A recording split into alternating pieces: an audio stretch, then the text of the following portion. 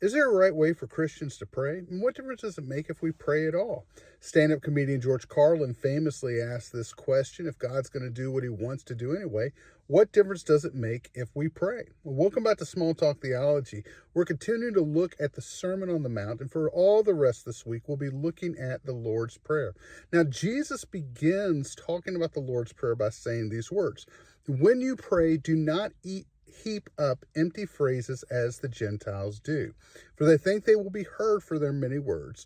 Do not be like them, for your Father knows what you need before you ask him. Now, the Gentiles had a practice, of course, of just saying the same prayers over and over and over again, or trying to use many, many words to get their deity's attention. And Jesus says that our prayer should not be like that. In other words, when we pray, we're not doing so to impress God. And God is not like, oh, wow, what a wonderful prayer. Now I'm going to answer that.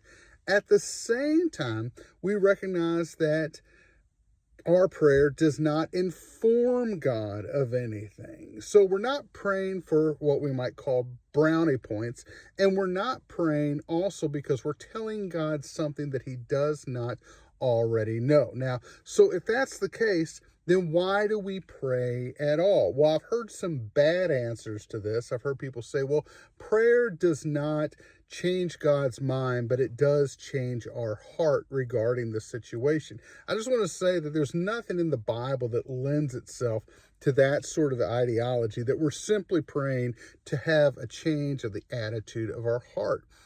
On the contrary, Jesus tells us that if we pray, God will answer us. So it doesn't impress God and it doesn't inform God, but it does involve God. And so here's the reality: God knows your situation, but until you ask him to get involved, he does not have any obligation. But he has promised that if you are a follower of Jesus Christ, and yes, that's very important, only Christians have the promise of answered prayer. If you are a follower of Jesus Christ and you ask him, he will get involved in the situation. Now, he may not always do what you want him to do, but he will always do something. He will always get involved, because that is his promise when we pray. Well, I hope that blessed you today. If it does, like it, share it. If you have a question you'd like for me to answer, put it in the comments. Until next time, God bless you guys. Live for Jesus.